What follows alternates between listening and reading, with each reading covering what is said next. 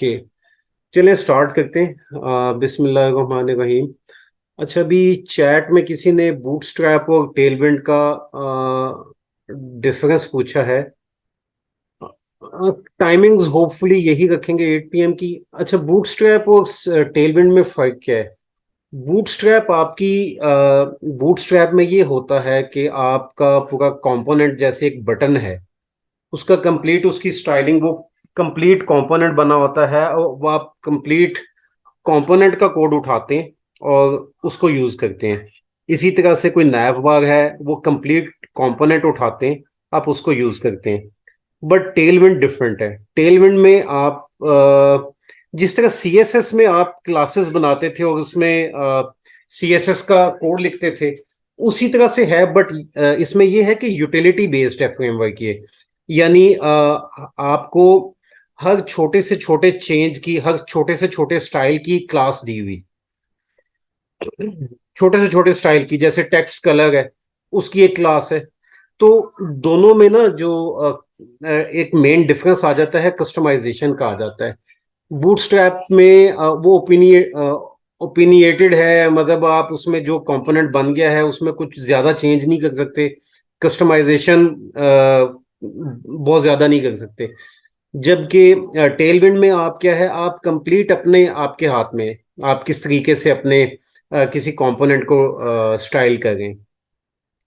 उसके अलावा फिर अगर आप बूटस्ट्रैप की बात करें तो उसमें जब बहुत सारे ऐसा भी कोड होता है कि आपको यूज नहीं होता, जरूरत नहीं होती, तो वो आपका एक्स्ट्रा कोड उसमें आ जाता है, फाइल साइज बड़ा हो जाता है। टेलविंड में ऐसा नहीं है। तो ये आप आगे देखेंगे कि आपने बूटस्ट्रैप की हुई है तो उसका आपको आइडिया हो जाएगा, अभी जब हम टेलविंड का करेंगे ना start. Okay, book I think सबके पास है जिस बुक से हम करें। अच्छा, टेल विंड का ना मैं थोड़ा सा आपको ये नेक्स्ट में हमने बाय डिफॉल्ट जब प्रोजेक्ट क्रिएट कर रहे होते हैं उसी में टेल विंड की कॉन्फ़िगरेशन वो सारी आ जाती है। तो यहाँ पे देखें, टेल विंड की कॉन्फ़िगरेशन फाइल है, और इसके अलावा ये ग्लोबल सीएसएस फाइल हमें यहाँ पे मिल जाएगी जिसमें कुछ स्टाइल हैं।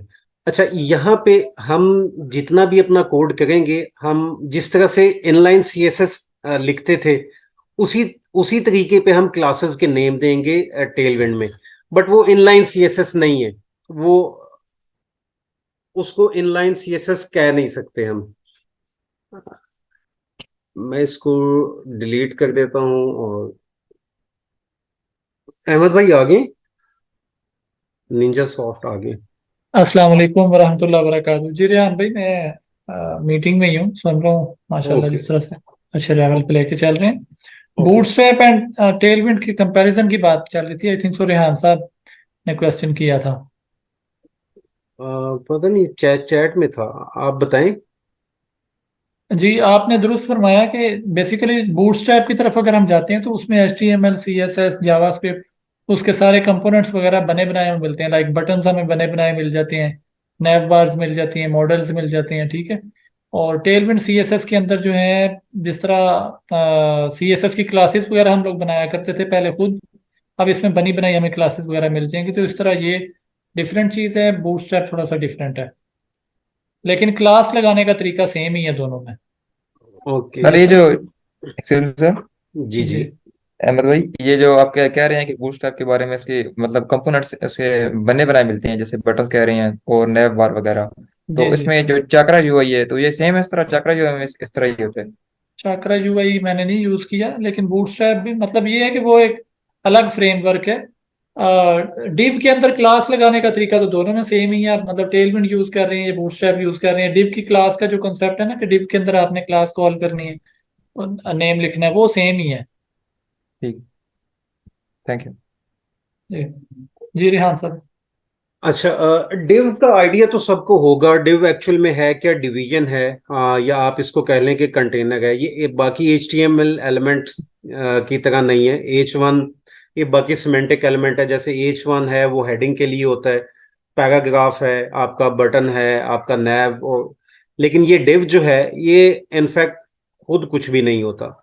ये आपको एक डिवीजन दे देता है। मतलब आपको एक आप कह लें कि कंटेनर, कंटेनर कहना नहीं चाहिए बट आप इसको कंटेनर समझ लें, क्योंकि कंटेनर भी एक सेपरेट क्लास है। तो अभी हमने यहाँ पे किया ये है कि सबसे पहले ना मैं जो आपको कुछ थोड़ा सा बताना चाह रहा था ग्लोबल सीएसएस में। यहाँ पे जो है ना हम अपनी अगर कस्टम कोई क्लास बनाना चाहते हैं वो यहाँ पे हम बना लेते हैं। मैं इस सारे को डिलीट कर रहा हूँ। यहाँ पे आपके पास tailwind base, at tailwind components और एड टेलविंड यूटिलिटीज आ गई हैं। ये जो तीन हमारे पास अब बेस, जो टेलविंड बेस है, इनफैक्ट ये है क्या, आपने HTML के डॉक्यूमेंट में H1 H2 H3 लगाई होगी। जब H1 H2 H3 आप इस तरह से हेडिंग्स देते हैं तो आपने देखा होगा कि सबके साइजेस डिफरेंट होते हैं। यहाँ पे वेलकम टू द क्लास मैं एक H1 बनाता हूँ और एक मैं आपको यहाँ पे देखें H2 बनाता हूँ। और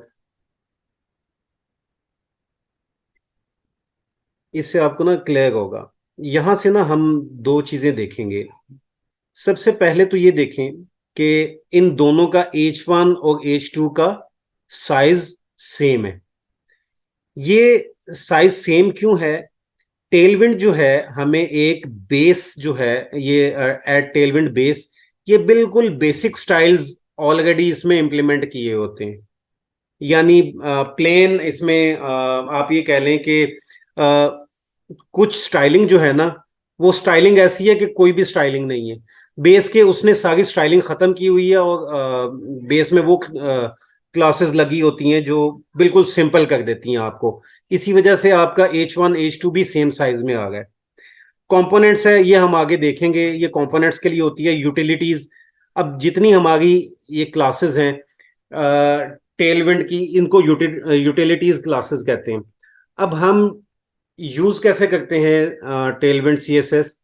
सबसे पहले हम क्लास नेम लिखते हैं। अच्छा, HTML में आप सिर्फ क्लास लिखेंगे, जबकि हम चूंकि नेक्स्ट में काम कर रहे हैं और नेक्स्ट में आपको पता है कि यहाँ पे HTML और जावास्क्रिप्ट का कोड भी होता है। JSX फाइल होती है, तो उसमें क्लास जो है अगर हम क्लास यूज करें तो वो उससे जो इसकी अपनी क्लास का कीवर्ड है जावास्क्रिप्ट का, तो कॉन्फ्लिक्ट आ जाता है। इसलिए यहाँ रिएक्ट के और नेक्स्ट के फ्रेमवर्क में हमने कोई हम जब टेलविंड की क्लास देते हैं तो उसको क्लास नेम के साथ लिखते हैं। हम इस डिव को स्टाइल कर रहे हैं सी टेलविंड से। तो यहाँ पे देखें class name is equal to, अब हमें ऑप्शन देगा है टेक्स्ट। ये मेरे ख्याल से वो एक मैंने एक्सटेंशन की हुई है। अच्छा, सबसे पहले मैं क्या करता हूँ, मैं अपने साइज जो है टेक्स्ट 3 XL कर लेता हूँ H1। सॉरी, इस पे लग गई। सर ये काइंडली स्क्रीन जूम कर लें। मैं ऐसा करता हूँ अभी। ठीक है, अभी ठीक है। जी बेहतर है कुछ। ओके, H1 के ऊपर हम स्टाइलिंग अपनी स्टार्ट करते हैं। क्लास नेम मैं यहाँ पे टेक्स्ट 3 XL कर देता हूँ। अब इसको हम देखते हैं, यहाँ पे देखें। अब इसका जो साइज है वो इंक्रीज हो गया, इस पे स्टाइल अप्लाई हो गया है टेक्स्ट के साइज का। ठीक है, तो इस तरीके से हम जो है अपनी स्टाइलिंग करते हैं थ्रू टेलविंड। रेहान भाई, मैं आपकी आपके सिर्फ जो है ना, हमें ये कोड की स्क्रीन नजर आ रही है, VS कोड की। ओके, मैं इसको भी, पता नहीं आज कोई इशू है। ये जूम वाला जो है ना मेरा, वो फ्लोटिंग जी, वाला बारिश हुई हुई है शायद इस वजह से। नहीं नहीं, नहीं सर। अच्छा, ओके, अभी सर, अभी नजर आ गई? अभी मेरा ब्राउजर जी नजर सर, आ गया? क्लियर आ रही है, आ रही है ओके। सर, क्लियर है। अच्छा, यहाँ पे मैंने भी क्लास में वापस जाता हूँ, मैं क्लास रिमूव करता हूँ यहाँ से। यहाँ पे देखें जो बेसिक जो है ना, जैसे HTML में H1 का साइज डिफरेंट था, H2 का साइज डिफरेंट था। लेकिन जो टेलविंड बेस है ना, बेस क्लास क्या करती है, तमाम एक उसने बेसिक स्टाइल्स अप्लाई किए हुए हैं ऑलरेडी। ठीक है, H1 H2 H3 H4 आप जितने भी जो हेडिंग के टैग्स हैं उनका साइज सेम होगा, फॉन्ट का साइज सेम होगा, कोई बोल्ड नहीं होगा। तो ये हमारी जो बेस है ना, टेलविंड बेस जो मैंने अभी बताया था, वो ये काम करती है। अब हम इसके ऊपर सॉरी, अब क्लास नेम लिखते हैं, ठीक है, और मैं अपना जो है टेक्स्ट 3 एक्सएल कर लेता हूँ। ये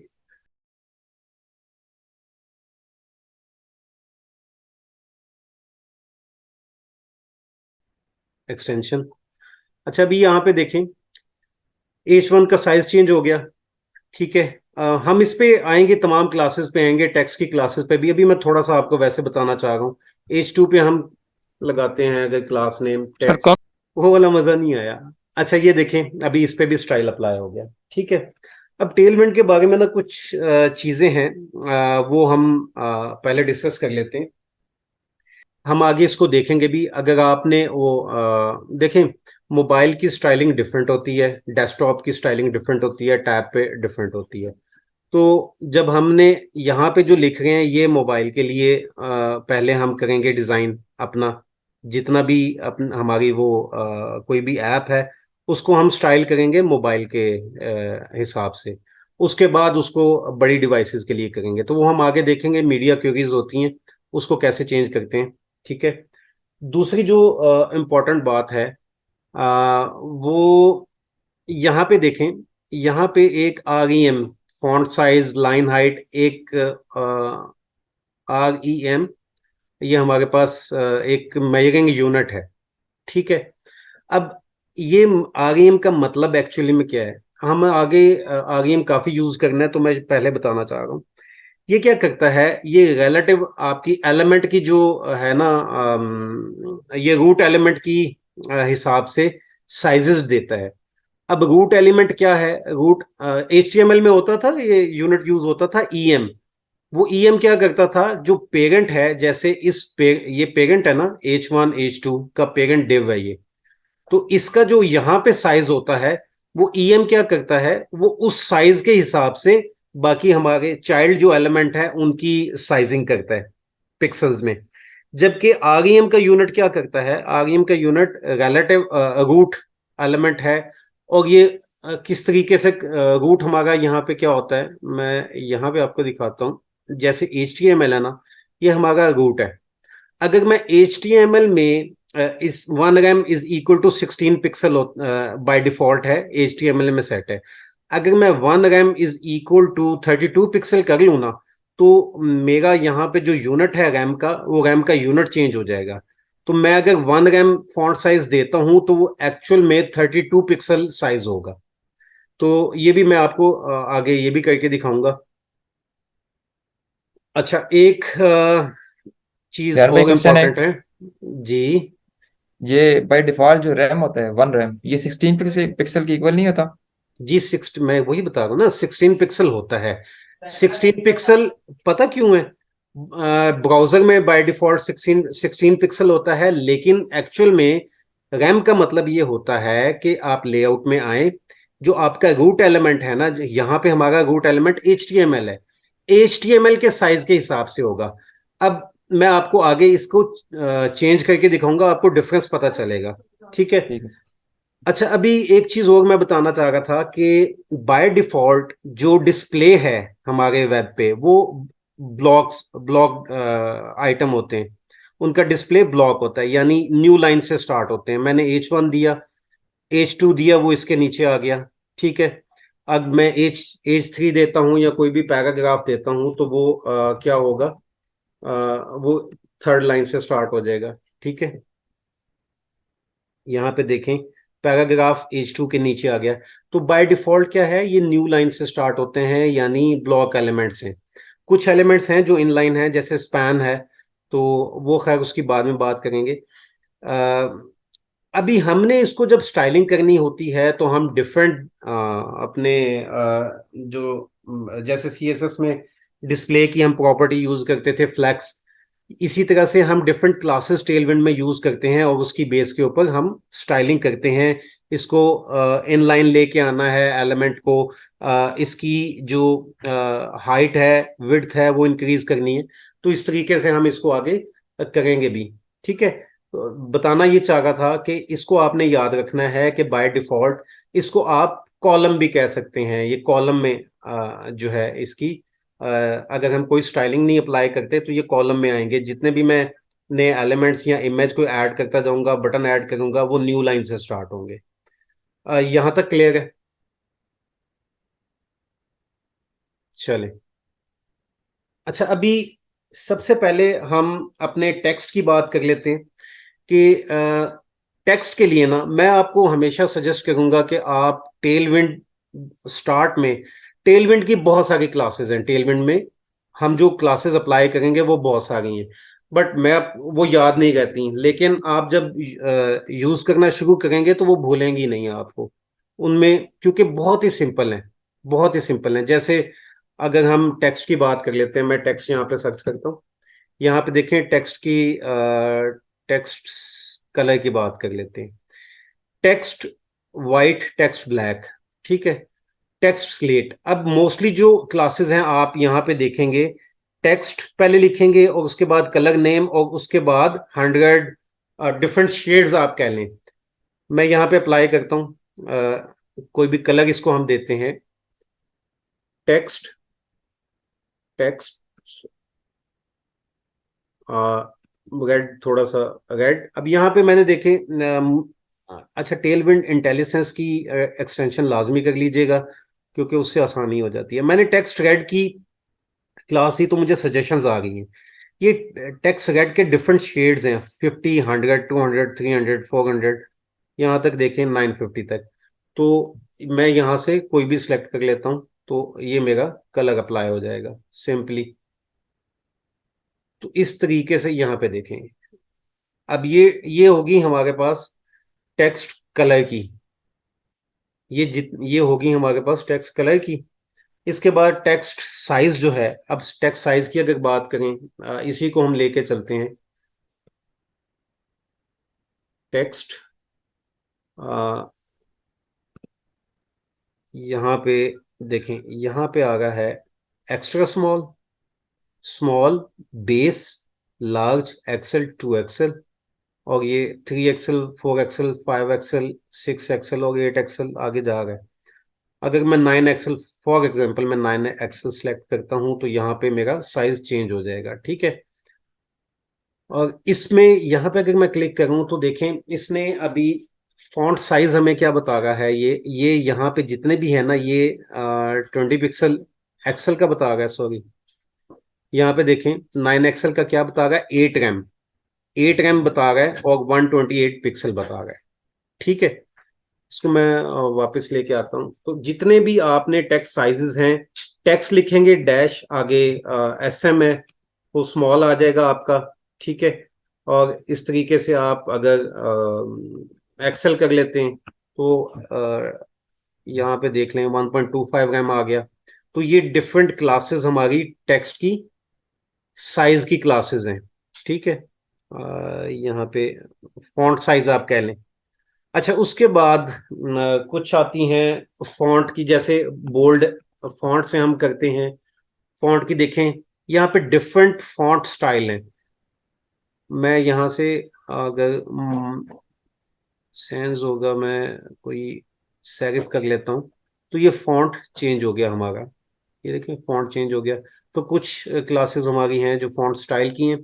इसके अलावा फॉन्ट अगर बोल्ड करना है, फॉन्ट डैश आप देखेंगे बोल्ड, बोल्ड में क्या है, bold, semi bold, extra bold, फिर थिन है इसमें। तो इस तरीके से हमारे पास टेक्स्ट की जो क्लासेस हैं आपने वो अप्लाई करना है। एक्स्ट्रा थिन है, क्या थी, थिन, थिन है, ठीक है। उसमें देखेंगे आप ये थिन हो गया इसका, ठीक है। तो इस तरीके से हमारे पास फॉन्ट की जो क्लासेस आ जाती हैं। यहाँ पे अगर ओपन कर लें हम इसको, सिमरन भाई, जी इसमें एक चीज थोड़ी कंफ्यूज कर रही है, मतलब कि सिमिलर वर्ड्स हैं टेक्स्ट और फॉन्ट, इनमें मतलब कि जो डिफरेंस मेन है वो क्या होगा? मतलब थोड़ी चीजें कंफ्यूज करती हैं, सिमिलर लगती हैं एक दूसरे से। यार, ये भी ना अभी पहली दफा आप कर रहे हैं ना तो आपको थोड़ा सा कंफ्यूजिंग होगा। आहिस्ता आहिस्ता आपको आदत हो जाएगी इसकी। आप 3-4 बार करेंगे आपको पता चल जाएगा कि आपने टेक्स्ट के साइज के लिए क्या करना है, टेक्स्ट डैश कलर लिखेंगे, उसके बाद आ जाएंगे ये। चंद एक क्लासेस आप यूज करेंगे आपको आदत हो जाएगी उसकी। फिर फॉन्ट बोल्ड करना है, आप फॉन्ट लिखेंगे, फॉन्ट के साथ वो बोल्ड हो जाएगा। ठीक है, ठीक। फॉन्ट अब रेहान आपको भाई। आगे वो आ जाएंगी। जी सर। हाँ जी, ये पहले हम लोग सारी चीजें खुद बनाया करते थे ना, मतलब जो डेवलपर्स हैं वो समझते हैं कि सीएसएस की सारी क्लासेस हमें खुद बनाना पड़ती थी, स्टाइल डॉट सीएसएस की शीट बना के। अब ये बनी बनाई चीजें हमें मिल गई हैं, सिर्फ उनको हमने यूटिलाइज करना है, और उसके सामने जो उसकी सीएसएस है वो भी लिखी हुई है डॉक्स के अंदर, जो आप अभी ये जी डॉक्स के बिल्कुल ओपन ऐसे करें ही ना है, जरा पेज। ऐसे ही है। ये देखिए यहाँ पे अगर यहाँ मैं पे हर एक के प्रॉपर्टीज। सामने जी हाँ टेक्स्ट कलर प्रॉपर्टीज, पे आ ये जाए, सीएसएस की प्रॉपर्टीज लिखी हुई हैं सारी। बिल्कुल तो ऐसे ही है। बेसिकली क्लासेस उन्होंने बना दी हैं, हमने जस्ट उसको यूटिलाइज करना है, उसको यूज करना है हमने। अच्छा पहले ठीक। अगर किसी ने सीएसएस की तो अच्छा मैं थोड़ा सा, H1 है ना, पहले सीएसएस कैसे लिखते थे। H1 है, यहाँ पे हम फॉन्ट साइज करते थे। ठीक है, जी जी। और उसके फैमिली बाद उसका फॉन्ट, फैमिली फॉन्ट। जी हाँ।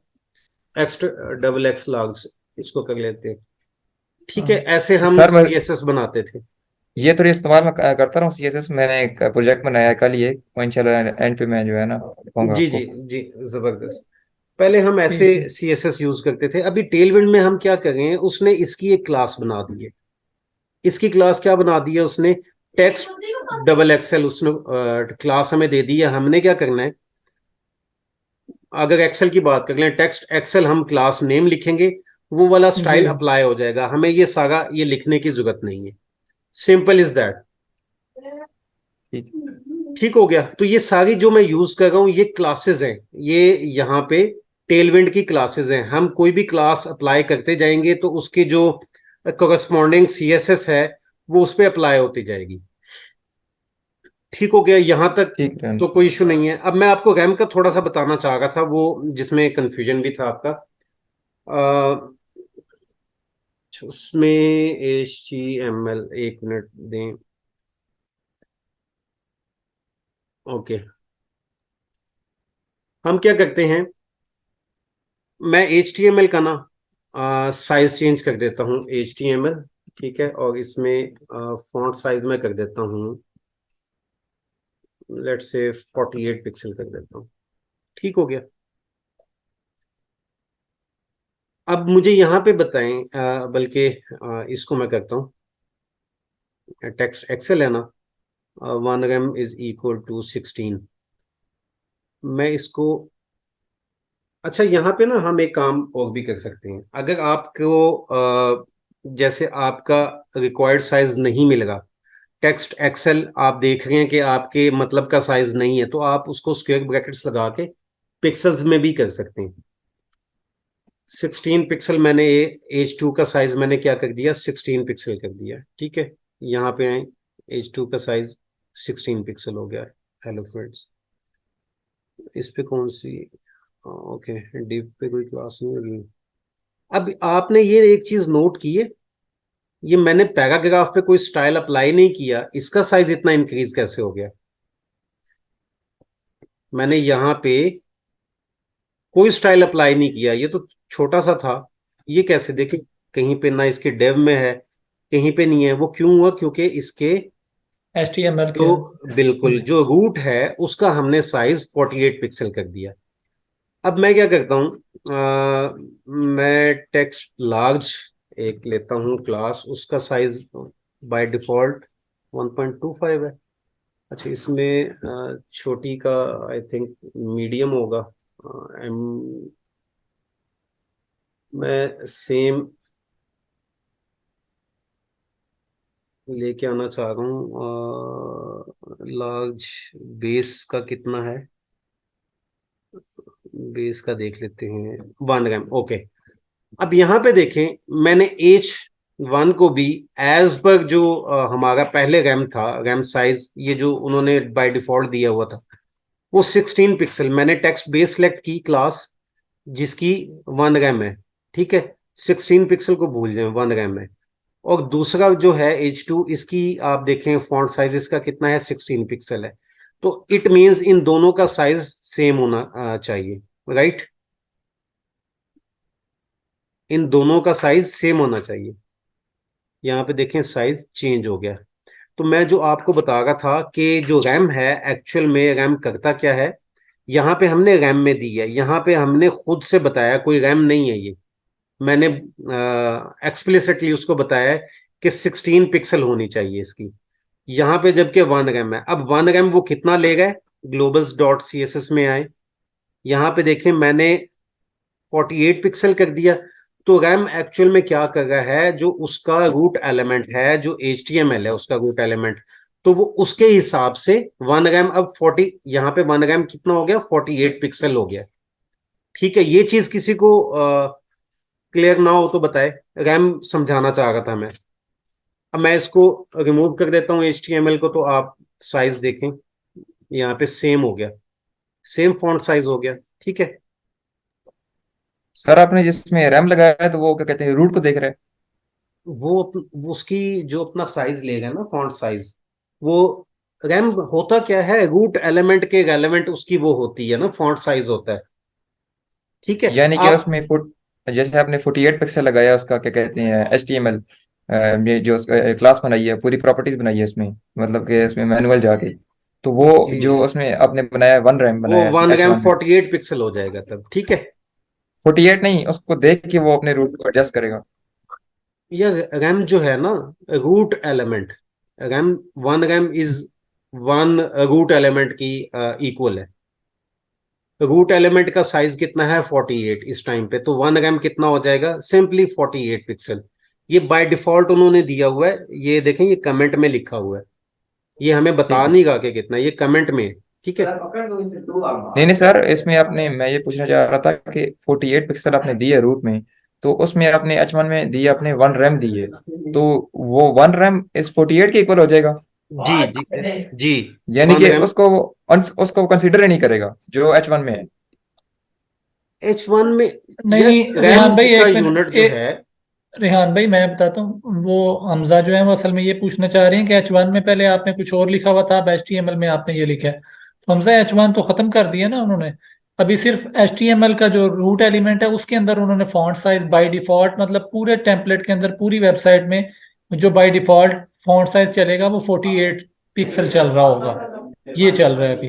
अच्छा रेहान साहब वो दिखाइएगा लेआउट वाली भी दिखा देना कि रूट एलिमेंट HTML आ रहा है हमारा, जी, बेसिकली ये ये इसकी वजह वाला। से जो है ना हाँ जी। नहीं नहीं नहीं नहीं, वो समझ गया हूँ, रूट एलिमेंट समझ गया हूँ। मैं ये कहना चाह रहा था, इन्होंने पहले वो टेक्स्ट बेस अभी भी लिखा हुआ है उसमें, टेक्स्ट बेस अभी किसके इक्वल, 1 रैम की इक्वल आ रहा है। ठीक है, तो मैं समझना चाह रहा था 1 रैम जो है 48 पिक्सल की इक्वल, यानी अच्छा, कि रूट क्यों दे रहा एक मिनट हमजा, एक मिनट। टेक्स्ट डैश बेस जो है ना, इसकी, इसका जो मेजरिंग यूनिट है, जो इसका साइज है, वो है 1 रैम। ठीक है, ये क्लियर है, वो है। जी वन जी रैम ही होगा। अब जी रैम जी, मैं जो है, आप यार मेरी बात तो सुने ना हमजा, मुझे बोलने दें तो मैं फिर आपको कुछ बता सकूंगा ना। जो रैम है वो मेजरिंग यूनिट है, आप कोई चीज को मेजर करते हो ना, वो रैम मेजरिंग यूनिट है। अब मेजरिंग यूनिट को मैं अगर एक्सप्लेन करूं तो रैम का मतलब ये है कि 1 रैम, 1 रैम का साइज उतना ही होगा जितना रूट एलिमेंट का साइज है। बाय डिफॉल्ट रूट एलिमेंट का साइज था 16 पिक्सल्स। ठीक है, मैंने यहां उसको ओवरराइड करके 48 पिक्सल कर दिया। तो बाय डिफॉल्ट पहले वो था 1 rem is equal to 16 pixel था, जब मैंने इसको ओवरराइड किया 48 पिक्सल, अब 1 रैम कितना हो गया, 48 पिक्सल। ये रिलेटिव है, ये जो रैम है ना, ये रूट एलिमेंट, आप इसका जो साइज होता है वो रिलेटिव होता है, relative to its root element H T M L. यहाँ पे जो रूट है वो एच टी एम एल है। अब मुझे बताएं, अभी अगर नहीं समझ आई तो किस चीज में कंफ्यूजन है? मुझे इसकी ये है कि अभी आप इस पे ओवर जब कर रहे हैं टेक्स्ट बेस पे, तो वो 1 रैम दिखा रहा है, वो तो फॉन्ट साइज 1 रैम दिखा रहा है। तो वन तो रैम ही अभी, दिखाएगा। तो बाय डिफॉल्ट अभी जो इसकी वैल्यू नजर आएगी वो 48 पिक्सल नजर आएगी। यार ये कमेंट में है, ये कमेंट में 48 पिक्सल यहाँ पे नहीं आना, क्योंकि ये कमेंट किया हुआ है, उन्होंने वैसे बताया हुआ है कि ये 1 रैम 16 पिक्सल बाय डिफॉल्ट है। ठीक है, ठीक है, मैं समझ गया समझ गया। ये चेंज नहीं होगा, ये कमेंट में है, वो तो उन्होंने एक ठीक है कमेंट लिखा हुआ है। ठीक है, ठीक है मैं समझ गया। चलें, बड़ी ये मेहरबानी सर। ये क्लियर हो गया। Okay. H T M L rem वाला साइज चिल्ड्रन पे 1 रैम 48 पिक्सल नहीं लगेगा? ये लग रहा है ऑलरेडी। ये लगा हुआ है ना? रैम हाँ जो जी। है वो चिल्ड्रन पेरेंट को छोड़ दें, रूट की और बाकी की बात करें। Root H T M L है। जो ई एम है ना, एक होता है आर ई एम रैम जिसकी हम यहाँ पे बात कर रहे हैं, एक होता है ई एम। जो सिंपल ईएम होता है वो अपने पेरेंट के रिलेटिव अपनी वो करता है साइज, फॉन्ट साइज। ठीक है। अभी चलें यार, इसको गूगल सर्च कीजिएगा जिसको समझना आए, तो आगे चलते हैं। ठीक है। अच्छा, अभी क्लास में ना एक हमें मैं आपको अगर बुक शेयर कर दूं, बुक भी साथ हम कर लेते हैं। पीडीएफ शेयर होती है? ओके। बुक शेयर हो गई है? ठीक है, जी चलिए। जी जी। रेहान भाई शेयर हो रही है। अच्छा, यहाँ पे जो कुछ मैं, हाँ ये वाला हम इसको बनाने की कोशिश करते हैं। क्लास में ये बनवाया था, ठीक है। इसमें बहुत सारी चीजें क्लियर हो जाएंगी, हमें बहुत सारी क्लासेस का पता चलेगा। मैं इसको रिमूव करता हूँ सारा। अच्छा, क्लास में ना कुछ मैंने देखा था जो स्टूडेंट्स बना रहे थे, तो एक थोड़ा सा मैं उसका भी बताना चाह रहा हूँ कि हमें फ्लैक्स की जो प्रॉपर्टी है ना, फ्लैक्स हम आगे अभी इसी में यूज करेंगे। फ्लैक्स की प्रॉपर्टी हर डिव पे नहीं लगाते। चलें पहले कर लेते हैं। अब हमने ये बनाना है, एक एक हमारे पास इमेज है, एक हमारे पास हेडिंग है, एक सब हेडिंग है और एक बटन है। ठीक है। ये इस तरीके से आ गए हैं। H1 और H2 कर लेते हैं इसको बटन, और साइड पे हमारा इमेज आ गया है। तो हम जो लॉजिक यूज करेंगे, अगर हम डिजाइन लॉजिक यूज करना चाह रहे हैं, तो सबसे पहले मैं क्या करूंगा, मैं इसकी एक इस कंप्लीट की एक डिव बना लूंगा, इस कंप्लीट को जो बैकग्राउंड है, ठीक है, ग्रे।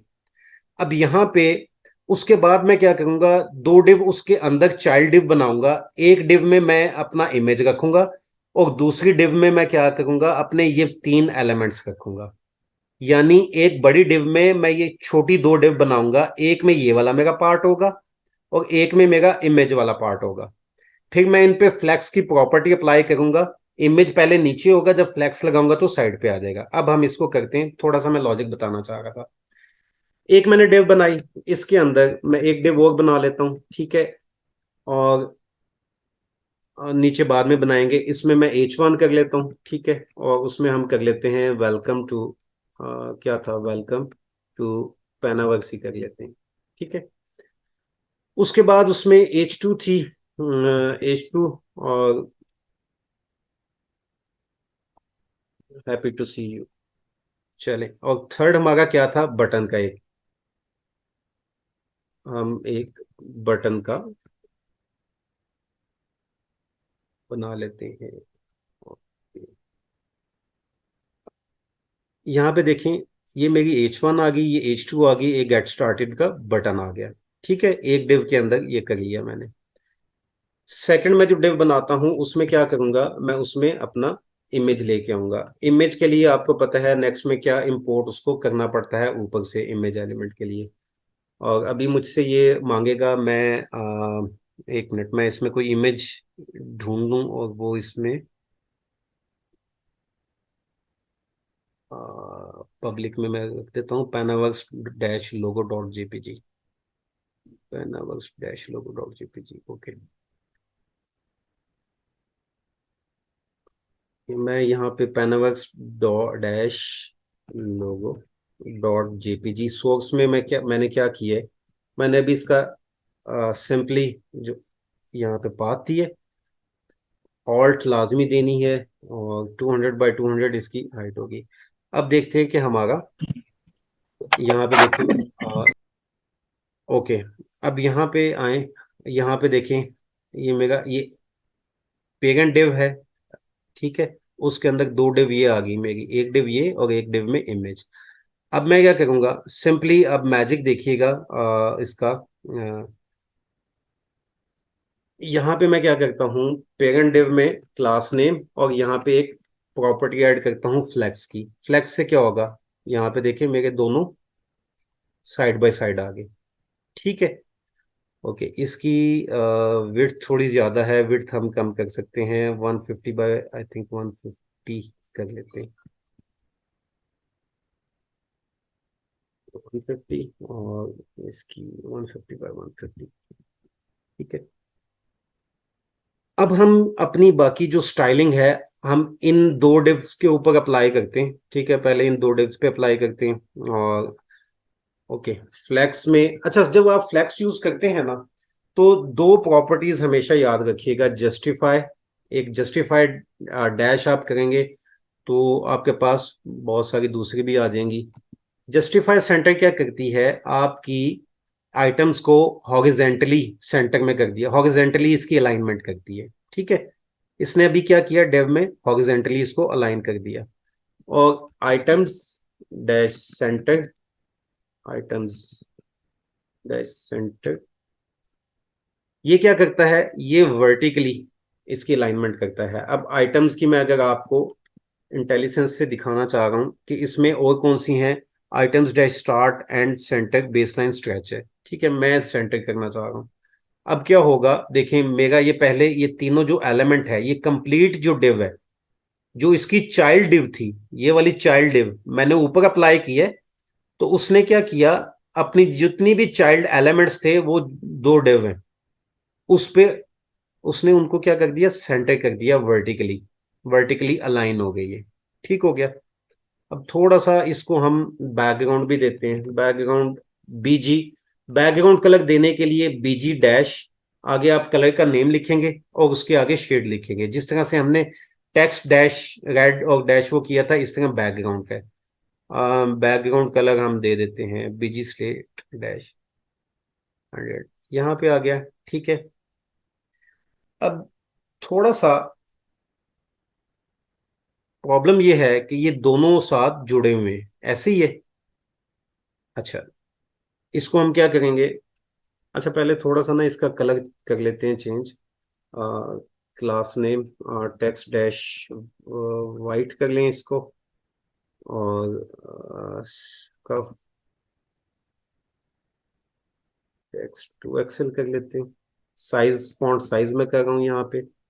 इसी तरीके से H2 का हम क्लास नेम ऐड किया, text dash grey slate grey कर लेते। अच्छा, समटाइम्स आपके पास वो नहीं आ गई होती इंटेलिजेंस, तो कंट्रोल स्पेस प्रेस कीजिएगा, तो आपके पास वो आ जाती है इसमें, ठीक है। अभी थोड़ा सा इस पे H1 पे क्यों नहीं अप्लाई हुआ, टेक्स्ट डैश वाइट, बिल्कुल इमेज, रेहान भाई मेरा ख्याल है आप मार्जिन ऊपर लगाना चाह रहे हैं, मैं ऊपर वाले थोड़ा डिव सा, में। थोड़ा सा, हाँ बिल्कुल, यहाँ पे। Thank you, thank you. अच्छा, मैं इसको मार्जिन ऊपर से दे देता हूँ, मार्जिन, अच्छा, मार्जिन देने के लिए मार्जिन अब क्या होगा, देखें, ये मेरा जो ये डेव है बिल्कुल टॉप पे है, ठीक है, मैं चाहता हूँ थोड़ा सा नीचे आ जाइए, और मैं इसको मार्जिन चारों साइड से दूंगा बारी बारी, उसको देखिएगा, मार्जिन हम सीखेंगे यहाँ पे। मार्जिन देने के लिए हम यूज करते हैं एम, अगर मैंने डायरेक्शन में देना है, टॉप पे देना है, तो MT में लिखूंगा, मार्जिन टॉप 10, मार्जिन लेफ्ट देना है ML, मैं 10 देता हूँ, ठीक है। मार्जिन राइट मैं 10 देता हूँ, और मार्जिन बॉटम मैं इसको 10 दे दूंगा। अब मुझे यहाँ पे 4 क्लासेस मैंने ऐड की हैं, जबकि ये तो इसको 4 देनी पड़ेंगी, यहाँ पे देखें ये आ गया इसमें, ओके। इसका ना एक तरीका और होता है, अगर मैं सिंपली, मैंने चारों डायरेक्शन में देना है, तो मैं सिंपली M-10 कर दूंगा, तो ये क्या होगा, ये चारों साइडों पे इसकी जो मार्जिन है वो अप्लाई हो जाएगा, ठीक है। मार्जिन समझ आ गया। अब हम बॉक्स, बॉक्स हमने पढ़ा नहीं, पहले पढ़ना चाहिए था, पैडिंग। मार्जिन का आइडिया है, मार्जिन एक्चुअल में होता ये है कि जो भी हमारा, जिस पे मैं स्टाइल अप्लाई कर रहा हूँ, मार्जिन अप्लाई कर रहा हूँ, वो क्या करेगा, जो उससे प्रीवियस अगर कोई डिव है, या यहाँ इन इस केस में कोई भी नहीं है, तो टॉप से वो क्या करेगा, मुझे थोड़ा सा डिस्टेंस नीचे आ जाएगा, वो थोड़ी सी नीचे हो जाएगी। इसी तरह से लेफ्ट से हो जाएगी। अगर मैं यहाँ पे इसमें H1 H2 में मार्जिन देता हूँ, तो मेरा H2 H1 से नीचे आ जाएगा, टॉप का मार्जिन देता हूँ, ठीक है। इसी तरीके से हमारा एक है पैडिंग का। पैडिंग क्या होती है, मार्जिन के नीचे होती है, बल्कि मुझे दिखाना चाहिए बॉक्स थोड़ा सा, उससे हमारा पर्पस ये ना ये बनाना नहीं है कि हम ये बना लें, हम इसको बनाते बनाते बहुत सारी चीजें लर्न कर लें, हमारा पर्पस जो है ना वो ये है।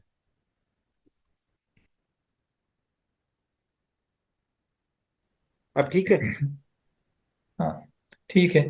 अच्छा, इसमें ये देखें जहाँ पे लिखा हुआ है ना 580.667 × 400, ये हमारा कोई भी एक एलिमेंट है। लेट्स से कि अभी ये जो हम पूरे का पूरा ऑब्जेक्ट बना रहे हैं, जो एक जिसमें हमने दो डिव्स यूज की हैं, जिसमें फ्लेक्स हम यूज कर रहे हैं, वो सारे का सारा जो है ना पूरा बॉक्स, वो हमारा ये है, ये जो ब्लू कलर में आ रहा है। अच्छा, इसके ऊपर क्या है, इसके ऊपर होता है पैडिंग। अब ये पैडिंग क्या है, बेसिकली तीन चीजें होती हैं, एक मार्जिन है, एक बॉर्डर है और एक पैडिंग है। आपकी कोई भी चीज जो है ना उसके गिर्द बॉर्डर लगता है। अब बॉर्डर के अंदर की साइड पे जो स्पेसिंग होगी उसको हम पैडिंग कहेंगे, और बॉर्डर के जो आउटर साइड पे जो स्पेसिंग होती है उसको हम मार्जिन कहते हैं। यानी अगर कोई लेट्स से कि कोई एक सेल है या कोई एक टेबल है, ठीक है, तो टेबल के जो मार्जिन होगा वो बाहर की साइड पे होगा और जो पैडिंग होगी वो अंदर के साइड पे होगी। अभी रेहान भाई वो जरा जो बुक के ऊपर तस्वीर बनी हुई थी उसको जरा ओपन करिएगा, जिसको हम बनाने की कोशिश कर रहे हैं। जी अच्छा, जी। इसको आप देखें अगर, तो यहाँ पे आप देखें वेलकम, और जो इसका ग्रे बैकग्राउंड है, इसके टॉप के दरमियान में थोड़ा सा डिफरेंस है यहाँ पे, जहाँ पे ये भी कर्सर मूव कर रहे हैं रेहान भाई। तो ये बेसिकली इसकी पैडिंग है, ठीक है। और अब इसके इस ग्रे वाले और ग्राउंड कलर्स जो ऊपर लिखा हुआ है इनके दरमियान में डिफरेंस है, ये बेसिकली इसका मार्जिन है। ओके।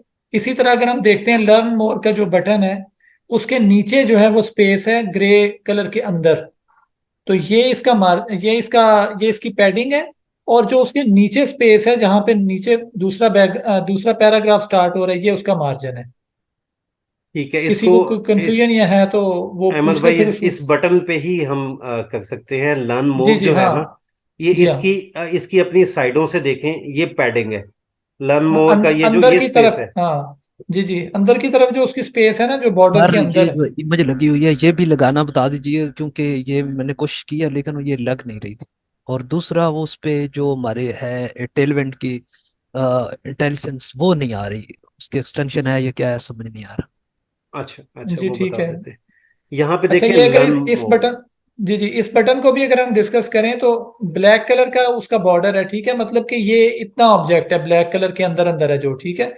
अब उसके इंटरनली भी जो स्पेसिंग है जो ब्लू कलर के साथ, मतलब लर्न मोर के वर्टिकली भी, हॉरिजेंटली भी, लेफ्ट राइट से भी, टॉप बॉटम से भी, ये सारी की सारी मार्जिन है। और अब ऊपर वाली जो लाइन थी जिसके अंदर ये इनसाइट एंड कुछ लिखा हुआ है, प्रीमियम इनसाइट, उसके दरमियान में और नीचे इस जो हमारी डिव है उसको खत्म होने के दरमियान में जो स्पेस है, वो बेसिकली यानी कुछ बटन की के मार्जिन होगा और कुछ उसका उस डिव का अपना जो है ना वो पैडिंग होगी। जी रेहान भाई, हो गया क्लियर? इसलिए इनसे किसी को कोई इश्यू तो नहीं किसी है? की कोई कंफ्यूजन या क्वेश्चन है तो काइंडली वो पूछ लें इसमें। नहीं, ये लर्न मोर का जो टेक्स्ट लिखा हुआ है और ये ब्लू एरिया जहां तक ये बॉर्डर तक जाता है, ये पैडिंग है, ये मार्जिन कहलाएगा ये लर्न मोर के लिए? लर्न मोर का ये यहाँ तक, जी जी जी, ये ये वाला पैडिंग पार्ट। है, ये ये पैडिंग है, पैडिंग। ये और पैडिंग है। बॉर्डर, मार्जिन मार्जिन ये बॉर्डर से आप इस बॉर्डर से ये बाहर। देख हाँ बॉर्डर लो। के अंदर जो है वो पैडिंग होती है और बॉर्डर के अच्छा, बाहर मार्जिन होता है। Thank you. ठीक है। और बटन जिस एरिया में रिजाइड कर रहा है वो क्या मार्जिन है, पैडिंग है? बटन जिस एरिया में, अच्छा, देखिए अब ऐसा भी पॉसिबल है, अभी इसको जिस वक्त हम बनाएंगे ना उसमें ये चीजें सारी क्लियर हो जाएंगी। ये जो पीछे बैकग्राउंड आ रहा है ना जो ग्रे कलर का, अब जो इसके नीचे, उसके लिए ये पैडिंग है, लेकिन बटन के लिए वो मार्जिन होगा। ठीक है, वो डिस्कस करेंगे जिस वक्त अभी इसको करेंगे तो। मेरे ख्याल से पहले इसी को ना कर ले, बटन को। जी, इसी को कर लें। इसी को कर लेते हैं। अच्छा, बटन का मैं इसको क्लास नेम देता हूँ, ठीक है। अब साथ साथ करते हैं, साथ साथ मैं दिखाता भी हूँ। यहाँ पे देखें ये गेट स्टार्टेड है, ठीक है। इसको हम सबसे पहले ना बॉर्डर देते हैं, बॉर्डर देते हैं ताकि थोड़ा सा बॉर्डर आ गया। अब यहाँ पे देखें इसका बॉर्डर क्या है, गेट स्टार्टेड के बिल्कुल मैं थोड़ा सा बड़ा करूं, यहां पे देखें बिल्कुल गेट स्टार्टेड के साथ जुड़ा हुआ है, ऐसे ही है ना।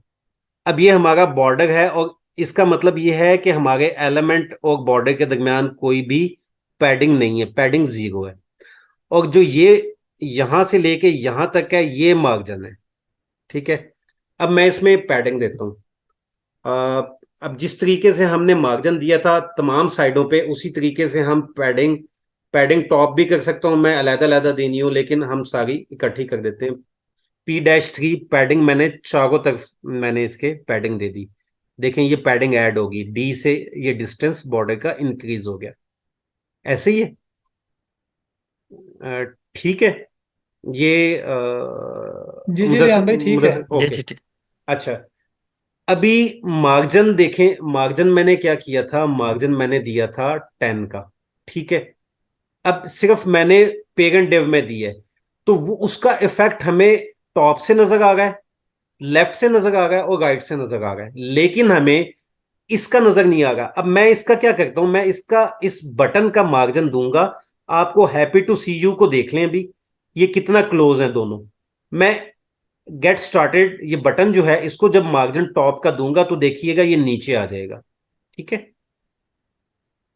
यहां पे मैं ऐड कर देता हूं मार्जिन टॉप, सिर्फ दूंगा मैं मार्जिन टॉप, मैं थोड़ा ज्यादा देता हूं ताकि डिफरेंस पता चले। अब यहां पे देखें पहले कितना क्लोज था, अब नीचे आ गया। तो ये इस एलिमेंट का मार्जिन टॉप से मैंने दे दिया। अब मार्जिन क्या है, ये वाला, ये जहां से ये मूव हो किया है ये वाला, ये मार्जिन है, ठीक है। अब मैं एक मजे की बात एक और बताता हूं आपको, बल्कि चलें वो शायद अभी इस पे। अच्छा, इसको हम एक बैकग्राउंड दे देते हैं, बटन को बैकग्राउंड कलर दे देते हैं, रंग बिरंगा सा बनाएंगे। अहमद भाई को बहुत पसंद जी जी लगा दें मेरे ऊपर। है। अच्छा, ये देखिए हमारे पास इस बटन का बैकग्राउंड ऐड हो गया, ठीक है। अब मैं बॉर्डर का कलर भी चेंज कर सकता हूँ, बल्कि इसको एक एक और काम भी कर सकता हूँ। मैंने बॉर्डर ऐड किया ना, मैं ये देखें ये भी रेक्टेंगल फॉर्म में है, मैं इसको थोड़ा सा कर्व करना चाहता हूँ, राउंडेड करना चाहता हूँ ताकि थोड़ा प्यारा लगे। राउंडेड के लिए मेरे पास राउंडेड है, राउंडेड MD डिफरेंट है, स्मॉल सिर्फ राउंडेड पे क्या होगा, राउंडेड पे थोड़ा सा वो हुआ, ठीक है। राउंडेड डैश SM करूंगा तो क्या होता है, वो उससे भी कम हो गया। राउंडेड डैश LG करता हूँ, लार्ज थोड़ा ज्यादा होगा, ठीक है। और अगर मैं एक्सेल करता हूँ, राउंडेड एक्सेल, तो और ज्यादा हो जाएगा। तो ये डिफरेंट क्लासेस हैं। अब आपने देख लेना है कि आपको कौन सी कहाँ पे कोई किसकी समझ आ गई है, कौन सी ठीक लग गई है, ठीक है। तो आपने उसके हिसाब से इसको कर लेनी है, सही। इसको हम कर लेते हैं टू एक्सेल, ठीक है। यहाँ पे हमारा आ गया। बॉर्डर का कलर देना है, बॉर्डर के कलर के लिए कौन सी क्लास यूज होगी देख लेते हैं, बॉर्डर डैश। अब इसके यहाँ पे देख लेते हैं, कोई तो इसमें कलर की, ये आ गया बॉर्डर स्लेट 500 600। अब मैं इसी की कोई डार्क वो देता हूँ, बहुत ज़्यादा डार्क, ठीक है। अब यहाँ पे इसका बॉर्डर भी ऐड हो गया। इसी तरीके से बॉर्डर की हमारे पास डिफरेंट डॉटेड, डबल्ड और डिफरेंट बॉर्डर हैं। मैं यहाँ से आपको खोल के दिखाता हूँ, बॉर्डर डिफरेंट तरीके से आप दे सकते हैं। अच्छा, एक बॉर्डर स्टाइल पे जाइएगा, बॉर्डर स्टाइल। बॉर्डर स्टाइल पे, यहाँ पे एक चीज देखिएगा, बॉर्डर ये जो बाय डिफॉल्ट है ना, बॉर्डर सॉलिड है। मैंने बॉर्डर जो लिखा है ना बाय डिफॉल्ट सॉलिड है। सॉलिड कैसे, ये मतलब इसमें कोई डैश वगैरह नहीं है। मैं डैश्ड करूंगा तो वो बॉर्डर डैश डैश्ड करूंगा तो आ जाएगा। इसकी अलहदा से लिखनी पड़ेगी, आई थिंक इसके साथ नहीं होगा, हो जाएगा। ये मेरे ख्याल इसी हो के गया हो साथ गया होगा, हो गया हाँ हो जी। गया हो गया। फिर सर इसके अंदर जो गेट स्टार्टेड लिखा है ब्लैक क्यों हो गया? गेट स्टार्टेड को मैंने चेंज ही नहीं किया उसका, मैंने उसका टेक्स्ट चेंज ही नहीं किया। इसको चेंज करना है आपने, कौन सा करना चाहते हैं? वाइट कर दिया उसने। टेक्स्ट डैश वाइट कर दें इसको, इसका कलर वाइट हो जाएगा। ठीक है, ओके। अभी हमारे पास ये आ गया है बॉर्डर। एक minute, I think border dash 3। अच्छा रेहान भाई, एक क्वेश्चन ऊपर चैट में आया हुआ है कि आर्ट का क्या काम करता है आर्ट, सर, काइंडली। हाँ वो आर्ट भी ये बता दें। ये जी जी, आर्ट। ऑल्टरनेट टेक्स्ट है हाँ जी। आपकी। अगर एक काम करते हैं, बल्कि ये लें इनको, ये भी अभी पता चल जाएगा। यार ये देखो, मेरा इमेज लोड नहीं हुआ तो, लेकिन मुझे टेक्स्ट लिखा हुआ नजर आ रहा है, पैनावर्क्स लोगो। यहाँ पे ये टेक्स्ट मैंने लिखा था जो, ये वही आ रहा है। मैं इस टेक्स्ट को कुछ भी कर सकता हूँ, कुछ भी चेंज कर दूँ इसको। ठीक है, जो आप लिखना चाहते हैं तो वो, ये ऑल्ट टेक्स्ट जो है ना, वो ये होता है। तो रेहान भाई, इसमें मैं ऐड करूँ कुछ? जी जी बिल्कुल करें। अच्छा, एक तो ये ऑल टेक्स्ट उस जमाने की बात है जिस वक्त डायल अप वाले इंटरनेट हुआ करते थे। तो अक्सर जो है वो इमेजेस लोड ही नहीं होती थी, वेबसाइट लोड होती रहती थी, इमेज लोड नहीं होती थी। तो उस वक्त ये बेसिकली टैग बहुत ज़्यादा यूज़ किया जाता था कि चलें अगर इमेज ना भी लोड हो फिर भी पता चल जाए कि ये यहाँ पे किस तरह की इमेज थी और क्या था। अच्छा, आज के दौर के अंदर इसका यूज़ क्या है कि आज के दौर के अंदर जब सर्च इंजन ऑप्टिमाइजेशन के लिए आप ऑप्टिमाइज कर रहे होते हैं अपने पेज को एसईओ के लिए, तो वहाँ पे ये जो है ना बहुत ज़्यादा इंपॉर्टेंट होते हैं जो आपके आर्ट टैग्स होते हैं, क्योंकि एसईओ रैंकिंग के अंदर इसका बड़ा इम्पैक्ट होता है। तो इसलिए भी इसको ऐड किया जाता है। बाकी रेहान भाई, मेरा ख्याल है तो ये ऑप्शनल ही है ना यहाँ पर भी, क्योंकि एचटीएमएल में तो नहीं ऑप्शनल नहीं होता है। नहीं, यहाँ पे यहाँ मांगता है। यहाँ पे यहाँ पे ऑल्ट भी मांगता है, विड्थ और हाइट भी मांगता है। अगर ओके मैं ऑल्ट ओके, ऑल्ट नहीं देता ना, तो ये फिर एरर दे देता है। ठीक है। ओके। अच्छा, कहाँ तक पहुंच गए थे? आई थिंक ये समझ आ गई। इसमें हम उस पे थे ना अपनी सीएसएस की, बॉर्डर डैश डबल। अच्छा, बॉर्डर डबल का जो है ना, डबल आपका बॉर्डर तभी होगा जब आपकी 4 पिक्सल इसकी बॉर्डर विड्थ होगी। बॉर्डर विड्थ पे आते हैं। इस बॉर्डर सिंपल अगर बॉर्डर है तो वो 0 pixel, border dash 2 2 pixel, border dash 4 4 pixel. मैं इसको ना एक काम करता हूँ, बॉर्डर डैश 3 तो है ही नहीं, 4 है इनफैक्ट, इसलिए वो नहीं आ रहा था। यहाँ पे देख लें, डॉटेड आ गया।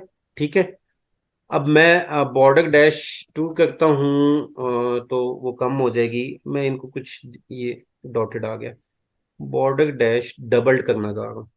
अच्छा, इसमें ना कुछ क्लासेस ऐसी होती हैं जो एक दूसरे पर डिपेंडेंट होती हैं। अब बॉर्डर डैश डबल्ड मैंने किया है, तो यहाँ पे आपको कोई फर्क नजर नहीं आएगा। ठीक है, अब मैं अगर इसको इसकी बॉर्डर डैश 4 विड्थ इंक्रीज करूंगा, तो अब आपको नजर आएगा। क्यों नहीं आ गई? ये किससे ही नहीं होगा डबल? ओके, इसमें ठीक है, होना इसी से चाहिए। डबल उसका एरो आ जाता है, बॉर्डर डबल्ड, बॉर्डर डैश 6, ये सेपरेट। अच्छा बगल, आप ये देख लीजिएगा इसको। आप जब बॉर्डर डैश 4 करेंगे ना, तभी इसका बॉर्डर डैश डबल्ड आपका अप्लाई होगा। एनी हाउ, इसको हम आ जाते हैं, इसको खत्म कर देते हैं। अब हम थोड़ी सी बाकी स्टाइलिंग के ऊपर आते हैं। अब यहाँ पे ये देखें कि मैंने ये तो अपना बना लिया, ये मेन डिव है मेरी। यहाँ पे ये रेड साइन आपको नजर आ गया, कोई डॉट सा? अच्छा, चले, ओके। अब ये तो आपको आ गया। ठीक है, अब यहाँ पे जो एलिमेंट हैं इनकी थोड़ी सी हमने सेटिंग करनी है। हमने, हमारे पास 2 डिव हैं। ठीक है, पहले जो ऊपर वाली डिव है, अब ये हमारी डिव कौन सी है? ये कंप्लीट डिव है हमारी, बटन, ये H1 H2। ठीक है, मैं इसकी, मैं चाहता हूं अभी, देखें ये मिड में है। ठीक है, ये हाफ पोर्शन इस डिव के पास है, हाफ पोर्शन इस डिव के पास है। मैं क्या करता हूं, मैं इसकी जो है विड्थ थोड़ी सी चेंज करता हूं। W-1, ये विड्थ के लिए क्या होता है, डिफरेंट विड्थ की। अब इंटेलिजेंस खोल लेते हैं, देखें 1/2, 1/3, 2/3, इस तरीके से आप देखें डिफरेंट क्लासेस हैं। मिनिमम विड्थ, मैक्सिमम विड्थ, ये सारी क्लासेस आप देखिएगा, ये तमाम विड्थ की क्लासेस हैं, ठीक है। ओके, मैं इसको क्या करता हूँ, मुझे ये चाहिए 2/3, यानी अगर मैं अपनी इस पूरी को 3 पार्ट्स में करूं, ठीक है, तो 2 पार्ट मेरे इसके पास हो और 1 पार्ट इसके पास हो। अभी मैंने किया है ये साथ ही मेरा, ये देखें हो गया, अलग-अलग हो गए, ये दोनों, ये इस साइड पे आ गया, वो इस साइड पे आ गया, ठीक है। और इसको अगर, वैसे मुझे जरूरत तो नहीं है इसको करने की, अगर हम इसको दे के देखते हैं, W-1/3 करते हैं, तो इसके पास 1 पार्ट इसके पास आ गया, लेकिन उससे हमारी थोड़ा सा स्टाइलिंग में गड़बड़ आ गई। तो हम अगर ऊपर वाली को दे देंगे इस डिव को कि 2 पार्ट्स इसके पास हैं, तो ऑटोमेटिकली 1 पार्ट इसके पास जाएगा। यहां तक क्लियर है? ओके, अभी थोड़ा सा इमेज को हम देख लेते हैं। इमेज के ऊपर, अच्छा, इमेज की यहाँ पे भी हम लगा सकते हैं। इमेज का जो है यहाँ पे भी हम क्लासेस लगा सकते हैं, ठीक है। राउंडेड फुल की मैं क्लास अप्लाई करता हूँ टेल विंड की, ये देखिए राउंड होगी, कंप्लीट राउंड होगी हमारे पास इमेज जो है। और मैं चाहता हूँ कि इसकी पैडिंग इसमें दे दूं P-3, चारों साइडों से 3-3 की पैडिंग आ गई।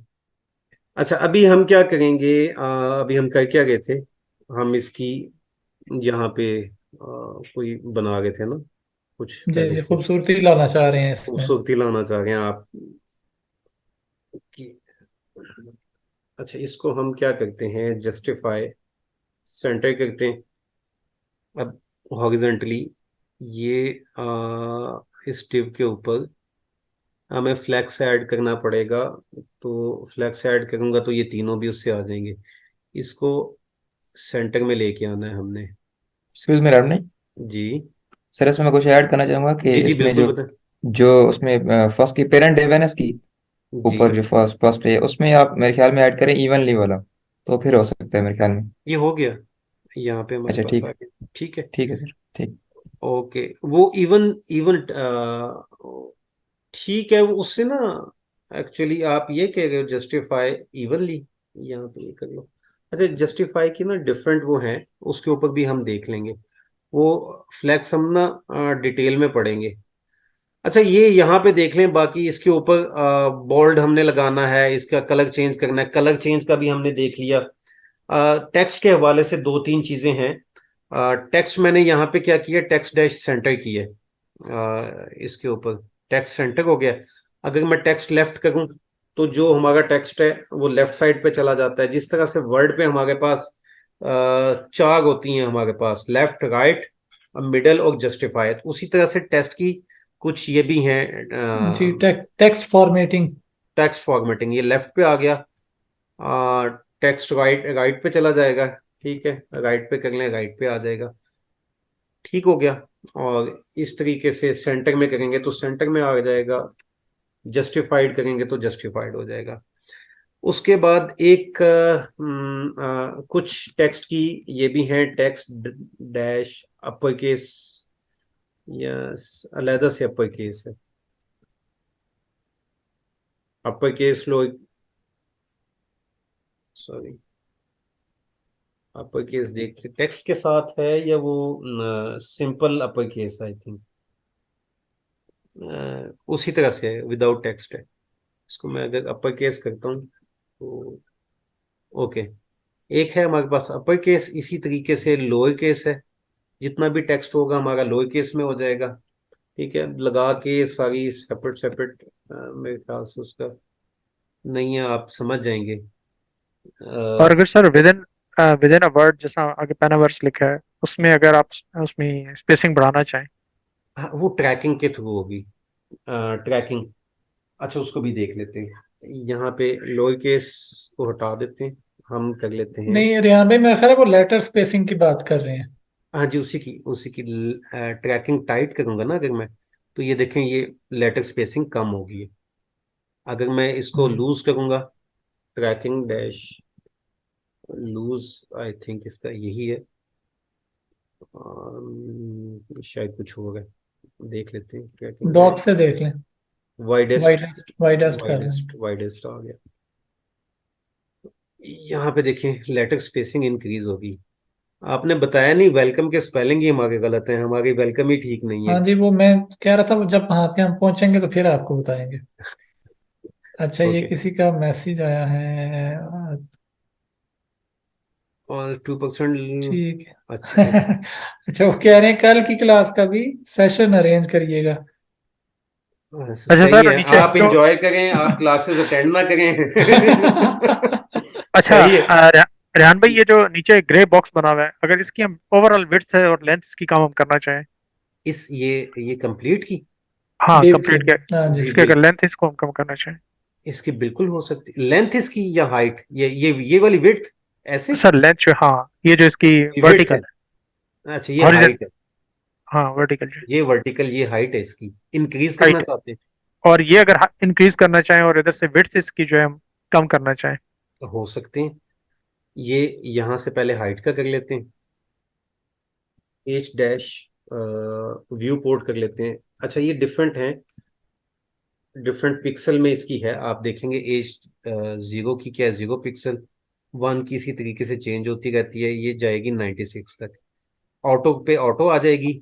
ठीक है, अगर मैं स्क्रीन देता हूँ ना, फुल पे फुल चली जाएगी, मैं स्क्रीन देना चाह रहा हूँ। स्क्रीन क्या करती है, स्क्रीन आपका ना ये एक मिनट, आपकी व्यू पोर्ट किसको कहते हैं। मैंने कोई वेबसाइट ओपन की है ना, जैसे ये, अब मेरा व्यू पोर्ट यहाँ पे क्या है, ये इतना एरिया है, ये मेरी व्यू पोर्ट है। ठीक है, तो ये क्या करेगा, एच डॉट स्क्रीन या डब्ल्यू डैश स्क्रीन, ये व्यू पोर्ट के वो कर देते हैं उतनी। अच्छा अभी यहां तक हमें ये, हमने क्या किया, इसकी स्क्रीन भी इंक्रीज कर ली। अच्छा मैं ना ये थोड़ा सा आपको बताना चाह रहा था, ये चीजें बिल्कुल मतलब आहिस्ता आहिस्ता हम चलेंगे आगे, तो वो करेंगे। आप इसके ऊपर ना थोड़ी सी प्रैक्टिस कीजिएगा अपनी। इस पे आप, हम ना फिर आगे क्या करेंगे, हम एक नायब बाग भी बनाएंगे, वो वेबसाइट का हीरो सेक्शन भी बनाएंगे। आहिस्ता आहिस्ता चीजों को हम करेंगे। तो आज का ये सेशन जस्ट ये था कि टेल विंड का हमें आइडिया हो जाए, क्लासेस कैसे लिखनी है, डिफरेंट स्टाइल्स हमने कैसे अप्लाई करने हैं। अच्छा एक मैसेज आया, फ्लेक्स जस्टिफाई का गोल बता दे। अच्छा, बल्कि फ्लेक्स के ऊपर थोड़ा सा मजीद चलते हैं, ये तो हो गया हमारा, फ्लेक्स को थोड़ा समझते हैं। फ्लेक्स एक्चुअल में आपका ये जो फ्लेक्स है ना, अ, इसमें ना बाय डिफॉल्ट फ्लेक्स की डायरेक्शन होती है, फ्लेक्स डायरेक्शन, यहाँ पे मैं खोल भी लेता हूँ, जस्टिफाई भी उसी में आ जाएगा। ठीक है, फ्लेक्स डायरेक्शन पे आ जाते हैं। अच्छा फ्लेक्स डायरेक्शन देखें, यहाँ पे फ्लेक्स रो, फ्लेक्स कॉलम। ठीक है, यहाँ पे हम आते हैं, जो फ्लेक्स है हमारा बाय डिफॉल्ट, अब मैं यहाँ पे हूं ना, बाय डिफॉल्ट मैंने आपको बताया था जितने भी हमारे एलिमेंट्स हैं H1 H2, वो कॉलम फॉर्म में या ऐसे इस फॉर्म में आते हैं ना, ब्लॉक ब्लॉक स्कोप में आते हैं। हम जब फ्लेक्स लिखते हैं तो वो यहाँ पे रो में हॉरिजेंटली आ जाते हैं। ठीक है, तो फ्लेक्स का जो फ्लेक्स डैश रो है, उस केस में क्या, इसका मेन एक्सिस जो होता है वो क्या होता है, एक्स एक्सिस, या हॉरिजेंटली, इसका मेन एक्सिस हॉरिजेंटली होगा, और जो वाई एक्सिस है वर्टिकली, वो इसका क्रॉस एक्सिस होगा। ठीक है, इसकी समझ मेरे ख्याल से नहीं आई होगी। हॉरिजेंटली वर्टिकली का तो सबको आइडिया है, ये हॉरिजेंटली है, ठीक है, और ये वर्टिकली है, यानी ऊपर से नीचे वर्टिकल होता है, लेफ्ट टू राइट हॉरिजेंटली होता है। मैं ना एक अलहदा से हम करते हैं, इसी के ऊपर थोड़ा सा वो फिर समझ आएगी। मैं इसको फ्लेक्स करता हूँ। ठीक है, यहाँ पे देखें आप, ये क्या हुआ मेरे पास, ये पहले कॉलम में थे, रो में आ गए।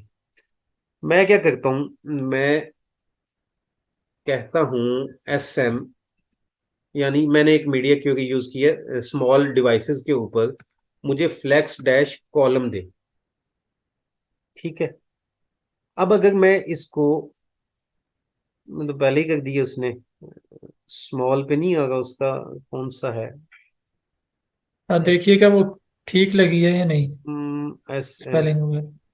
Flex column. ओके, इसको मैं कहता हूँ फ्लेक्स कॉलम, और मैं कहता हूँ लार्ज, बल्कि एमडी से ब्रेक पॉइंट इसका फ्लेक्स डैश रो। ये करते हैं, इसको निकाल दें, छोड़ दें, इसका काम ही नहीं। अब ये क्या देखें, मैं इसको छोटा करता हूँ तो ये मेरे पास किस में आएंगे, कॉलम फॉर्म में। बड़ा करूंगा तो इनको आना चाहिए उसमें, रो में जाना चाहिए। अब मैं इस पे क्यों नहीं ये लग रहा,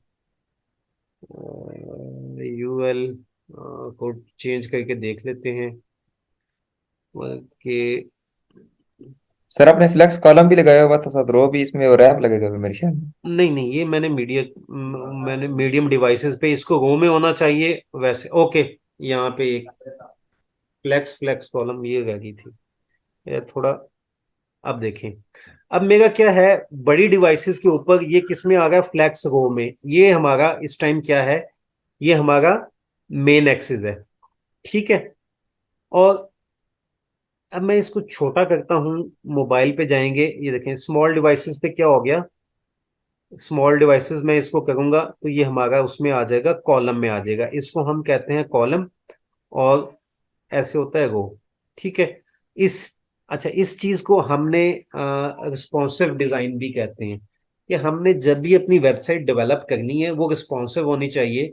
उसकी स्टाइलिंग हमें ऐसी करनी चाहिए कि वो डेस्कटॉप और मोबाइल डिवाइसेस पे, दोनों पे उसके स्टाइल जो है ना वो सही तरीके से अप्लाई हो। ऐसा ना हो कि हम डेस्कटॉप के लिए अपना स्टाइल करते गए, मोबाइल के केस में उसका स्टाइल ही बिगड़ जाए, ठीक है। तो उसके लिए हम एक चीज यूज करते हैं यहाँ पे, ये मीडिया क्यूरीज। अब मैंने क्या किया है, यहाँ पे मैंने फ्लैक्स लिखा, ठीक है। अब मैं इसको ना दोबारा से करता हूँ, दोबारा से मैंने इसको किया फ्लैक्स। फ्लैक्स से क्या हुआ मेरा, ये देखें रो में आ गया। अच्छा, अब मैंने साथ इसको ये किया, मैं इसको कहता हूँ फ्लैक्स कॉलम। अब मैंने आपको एक बात बताई थी कि जो हमारी टेल विंड है वो मोबाइल फर्स्ट है, यानी मैंने ये जो लिखा है ये मोबाइल के लिए है। जब वो मोबाइल पे कब अप्लाई होगा, जब मैं अपनी ये एमडी के ऊपर इसको बता देता हूँ कि फ्लेक्स वो हो जाए मीडियम डिवाइसेस पे। एमडी का मतलब क्या है, मीडियम डिवाइसेस। अब इसका अगर आप साइज देखना चाहते हैं कि ये मीडियम डिवाइसेस का साइज कितना है, मैं मीडिया क्यूरी इस पे आ जाते हैं, ब्रेक पॉइंट्स। ब्रेक पॉइंट इसको कह लें कि मीडियम डिवाइसेस का ब्रेक पॉइंट है। यहाँ पे आई थिंक कहीं पे इसका साइज भी गिवन होता है, बल्कि उसी पे यहाँ पे होगा एम डी। ये 768 पिक्सल के ऊपर जब विड्थ आएगी ना, इस तरह से देखें, यहाँ पे देखें, ये भी मोबाइल के ऊपर है, ठीक है। अब इसको भी देखें, हमने रिस्पॉन्सिव नहीं बनाया, इसको भी रिस्पॉन्सिव बनाया जा सकता है, ये मोबाइल है, ठीक हो गया। अब मैं इसकी विड्थ इंक्रीज कर रहा हूं। अब इसका ब्रेक पॉइंट कहां पे, एम डी 768 पिक्सल की जब विड्थ हो जाएगी ना, तो उस पे इसका ब्रेक पॉइंट आ जाएगा, और ये किस में कन्वर्ट हो जाएगा, फ्लैक्स डैश, ये फ्लैक्स डैश रो में। इसको देखिए, मैं विड्थ इंक्रीज कर रहा हूं। अब यहाँ पे यहाँ पे इसका ब्रेक पॉइंट आ गया, यानी यहां से 768 जैसे ही पिक्सल हुए तो ये किस में कन्वर्ट हो गया, रो में कन्वर्ट हो गया। अब अच्छा, अब नैव बार के लिए ये आपके काम आएगी ये चीज। आप यहाँ पे एक चीज और ऐड कर सकते हैं, अब इसमें स्पेसेस देनी है हमने। तो एक हमारे पास क्लास होती है स्पेस, यहाँ पे देखें एक्स, एक्स मतलब एक्स एक्सिस यानी हॉरिजेंटली। आप हॉरिजेंटली 4 की स्पेस देंगे तो तमाम इसके जो एलिमेंट्स है उनमें 4 का गैप आ जाएगा, 4 की उसमें स्पेस आ जाएगी, ठीक है। अब जस्टिफाई, किसी ने पूछा था कि जस्टिफाई क्या होता है। फ्लेक्स के साथ फ्लेक्स और ग्रिड, दूसरा हम ग्रिड बाद में पढ़ेंगे, फ्लेक्स और ग्रिड, इनके साथ ना दो प्रॉपर्टीज लगती हैं जस्टिफाई की। एक जस्टिफाई की प्रॉपर्टी क्या करती है, ये जितने भी इसके चाइल्ड एलिमेंट्स हैं उनकी हॉरिजेंटली जो है, हॉरिजेंटली उसकी अरेंजमेंट करती है, उसकी पोजीशन अलाइनमेंट जो है हॉरिजेंटली करती है, और आइटम्स डैश सेंटर उसकी वर्टिकली वर्टिकली जो है अलाइन करता है। तो मैं आपको एक करके दिखा देता हूँ, उसके बाद हम एंड करेंगे क्योंकि कल क्लास भी है। जस्टिफाई सेंटर मैंने किया तो ये हॉरिजेंटली सेंटर आ जाएंगे, सेंटर में हो जाएंगे, ठीक है। और इसी तरीके से अगर हमारा कोई विड्थ ज्यादा हो तो आइटम्स डैश आइटम्स, बल्कि मैं पहले ना इसकी विड्थ आपको इंक्रीज करके बताता हूँ कि अभी ये किस पोजीशन पे है। इसकी बैकग्राउंड भी देता हूँ फिर पता चलेगा। बस ये लास्ट हमारा टॉपिक है, इसके बाद एंड करेंगे। और यहाँ पे देखें अभी टॉप के ऊपर है, अब मैं आइटम्स डैश सेंटर करूंगा तो ये मिड में आ जाएंगे। आइटम्स डैश स्टार्ट करेंगे, स्टार्ट में चले जाएंगे, तो ये आपने खुद अप्लाई करनी है चीजें, मेरा बस आपको ये देखें मिड में आ गए, ठीक है। तो ये बेसिक्स थी हमारी टेल विंड की स्टार्ट करने के लिए। इसके बाद अब आप प्रैक्टिस कीजिएगा, डिफरेंट क्लासेस हैं, कल की क्लास में भी हम ऑन साइट क्लास में भी टेल विंड ही पढ़ेंगे। तो कोई इतनी मुश्किल नहीं है, बहुत इजी है, क्लासेस के नेम लिखने और उसके स्टाइल्स ऐड होते जाएंगे। तो ठीक है, अहमद भाई कुछ कहना चाहेंगे आप? मेरा सर ख्याल है ये सर एक जरा जो ये पेना वर्स की जो आपने बनाई है ना, उसमें पब्लिक में अपनी फाइल बनाई है, उस फाइल में जो लोगो लाया है इसको जरा थोड़ा सा मतलब एक्सप्लेन कर दें तो मेरे पास। तो मैंने सिर्फ इसके अंदर ये पब्लिक के फोल्डर के अंदर अपने जो मेरा कोई भी इमेज था ना, मैंने उसको ड्रैग करके ड्रॉप किया है इस पब्लिक के फोल्डर में। अच्छा, आप पब्लिक के फोल्डर में किया जी, या उसमें फाइल में? आप पब्लिक के फोल्डर में आप एक काम कीजिएगा, आप जो आपने जो ऐप बनाई है ना यहाँ पे, जी उसकी जी ये पब्लिक के नाम से डायरेक्टरी भी होगी, उस आप डायरेक्टरी में रख देंगे ना कॉपी पेस्ट करके, तो वहां जी पे जी। भी चला जाएगा, ठीक है। और यहाँ पे सोर्स जब आप उसको यूज करें तो पाथ आपने सिंपली उसका नाम और डॉट जेपीजी उसकी एक्सटेंशन देनी है, तो वो आपका यहाँ पे आ जाएगा, पाथ खुद ही फाइंड कर लेगा। तो ड्रैग एंड ड्रॉप से करना है? कॉपी पेस्ट कर लें भले, कॉपी पेस्ट कर ड्रैगन। लें, उस डायरेक्टरी में कर लें, या यानी उठा के इधर ड्रैग एंड ड्रॉप कर लें तो वो भी ठीक है। ठीक हो गया सर, जैन थैंक। जैन भाई प्रोजेक्ट इनिशियलाइज जो करते हैं वो मुझे कमांड मुझे नोट्स में मिल नहीं रही, एक बार बता देते हैं मुझे ये पूरा जो स्ट्रक्चर आ जाता है वो किस तरह करते थे वो। अच्छा, एक उससे पहले ना आपने काम करना है कि आपने अपने फोल्डर के नेम में स्पेस नहीं देनी, फोल्डर के नेम में कोई कैपिटल लेटर यूज नहीं करना, फोल्डर के नेम में कोई कीवर्ड यूज नहीं करना, कीवर्ड जैसे नेक्स्ट है, रिएक्ट है, तो इस तरह के जो कीवर्ड यूज होते हैं। उसके बाद आपने क्या करना है, आपने simply npx create dash next dash app at the rate latest space dot forward slash, ये फॉरवर्ड स्लैश सेम डायरेक्टरी में कर देगा। तो इसके थ्रू आपने ओपन करना है, आपने VS कोड ओपन करना है, तो टर्मिनल में ये कमांड लिखेंगे यहाँ पे, तो वो स्टार्ट कर देगा उसकी, ठीक है। थैंक यू जिशान सो ठीक? मच शान भाई, जी जी थैंक यू सो मच शान भाई, थैंक यू। ओके, चलिए ठीक है गाइस, फिर इंशाल्लाह कल क्लास में मिलते हैं, और मजीद इसके अब हम ना साथ साथ ही पढ़ेंगे, छोटे छोटे कंपोनेंट्स बना के बहुत अ, मजा आ गया क्लास का जी। उसी में। Sir thank you. बहुत मजा आ गया, वो सारी कसर जो है पिछले हफ्ते की क्लास में जो नहीं हुई थी वो निकल गई सर, आज बड़ा मजा आ गया। अल्लाह आपको अजर दे। बड़ी मेहनत से क्लास आपने तैयार की थैंक यू, थैंक और यू। बड़ी सिंपल तरीके से आपने मतलब दिया हमें। बहुत मेहरबानी सर, अल्लाह ये आपको टेल अजर दे। वेंड की वो बता दें, इंटेलिजेंस कैसे ओके, आती है? जी जी, एक्सटेंशन में जाइएगा, यहाँ पे आपने लिखना है टेलविंड CSS इंटेलिजेंस, ये उसकी एक्सटेंशन है, ठीक है। आपने इसको इंस्टॉल कर लेना है, इसको इनेबल कर लीजिएगा, ये नोट कर लें, टेलविंड CSS इंटेलिजेंस, ठीक हो गया। सही सर, सही हो गया, बहुत शुक्रिया। चलिए ठीक है गाइस, ओके, फिर इंशाल्लाह सुबह होती है मुलाकात। Take care. अल्लाह थैंक हाफिज़ यू, सर। अल्लाह हाफिज। अल्लाह हाफिज। ओके अहमद भाई, अल्लाह। अल्लाह हाफिज, अल्लाह ओके, हाफिज। अल्लाह हाफिज।